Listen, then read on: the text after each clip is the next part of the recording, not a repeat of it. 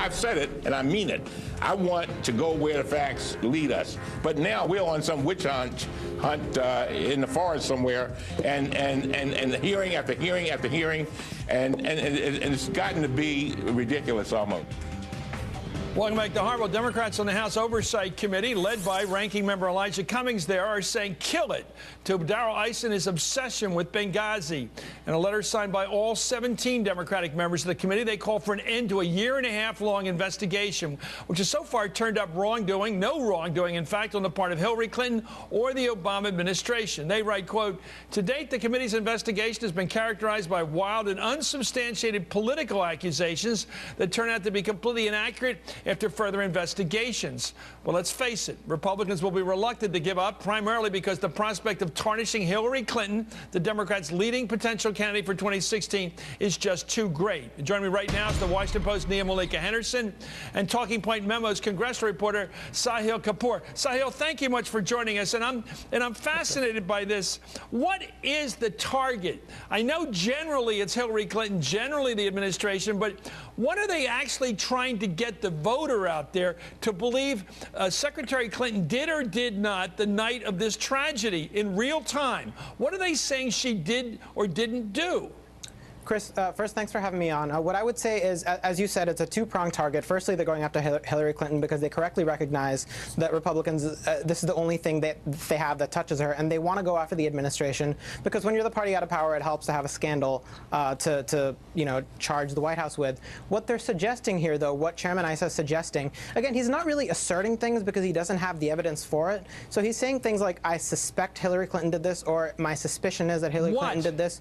He's saying, so one of the things he's saying is that Hillary Clinton ordered Leon Panetta, the Secretary of Defense at the time, to stand down and not help the Americans at stake. It's kind of a wild charge that has been debunked. He's also said that she personally tried to reduce security, for the Americans. Let's stick with the night of. Where I think that she was flustered by this because the charges all over the place. Let's get back to the one thing that, if it were ever true, might hurt her, that she somehow sloughed off the midnight call, the 3 o'clock in the morning call that she talked about in the campaign, that she somehow was not responsive in real time, wasn't thinking every minute that night how to save anybody's life that was left. Is there any of that? You said they've already debunked this argument that she told the Secretary of Defense to stand down. Is there any evidence she ever told anybody to stand down? Any evidence she wasn't alert and vigilant in trying to deal with that situation in real time? That's what I'm trying to find out. Chris, there's no such evidence to that. And here's what we know. We don't have a minute by minute of everything she was doing and thinking at the time, but we do have sworn testimony from her Deputy Chief of Staff by the name of Jake Sullivan at the time, who said that she was deeply engaged. She was making calls to members of the administration and to the CIA director at the time. She had ordered the department, according to her Deputy Chief of Staff, to spare no resource in helping the Americans who were who were there on the ground at the time. So what we know is what the sworn testimony of the people of what she said and the people close to her. The wild charges that Chairman Issa is throwing out there are, again, sort of an effort to keep this in the news, because let's remember 41% of Republicans, according to one poll, think that Benghazi is the biggest scandal in American history. These are the people that Republicans want to turn out in November. And they're not looking to win over the middle segment of the country. They're looking to win over the conservative voters and really turn them out, because Democrats have a disadvantage in that area in midterm elections. Okay, let me go to Nia, because you cover general assignment, and Nia, you cover women's issues too. It just seems to me that this is the big lie.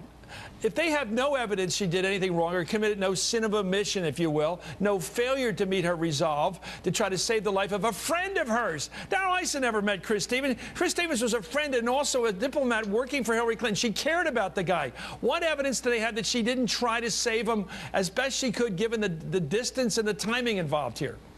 That's right. I mean, they don't have any evidence. If you look at that Benghazi report that was issued in January, it mentions Hillary Clinton one time, and that was in terms of Republicans talking about their assessment of it. But it does fault the State Department. It does fault the State Department for not providing security. It also faults the State Department for not communicating adequately with the CIA, which also had an outpost there in Benghazi. So talk about that night. No, Nia, I want you to focus on what they're really charging here, I believe, which is she was delinquent that night. She failed to meet the emergency situation of this facility coming under fire. And I don't see anything around that. You can talk about it. Of course, you can always say you need more troops. You always need more people. That's right. And there is no evidence of that. I think the sort of caricature that they're trying to paint here, I think, was captured on the cover of the National Review, which essentially has a cartoon of Hillary Clinton fiddling while Benghazi is burning. So that is essentially the portrait that they're trying to paint of Hillary Clinton. And in some ways, it has worked. There was a Pew poll released recently that said, what's the big negative? If you look at Hillary Clinton's career, 15% of those who were asked that question said Benghazi. They asked, what was the most positive thing, and only 12% said her tenure at State Department more generally. So I think the most scrutinized passage and section of her book will be this Benghazi report, and it's certainly going to be well vetted by her team and crafted as she tries to put together this book, which I think is coming out this summer. Well, good. It'll be great reading, and I do expect that she'll do minute by minute pretty much her behavior that night, because she's got to. I do think, though, both Sahel and Malika, I think sometime in the debates coming up in 2016, there will be a moment when somebody like Rand Paul, whoever's running against her, will just drop that charge right in her face, and she'll either come back and explode it in his face, or there'll be something else happening that night. But that's bound to come back. Thank you so much, Nia Malika Henderson and Sahel Kapoor. Up next, a first look at the new documentary about Donald Rumsfeld, the unknown known, which digs into Rumsfeld's decisions, which he and Bush and Cheney took us to war in Iraq. The film's director, Earl Morris, joins us next. And this is Hardball, a place for politics.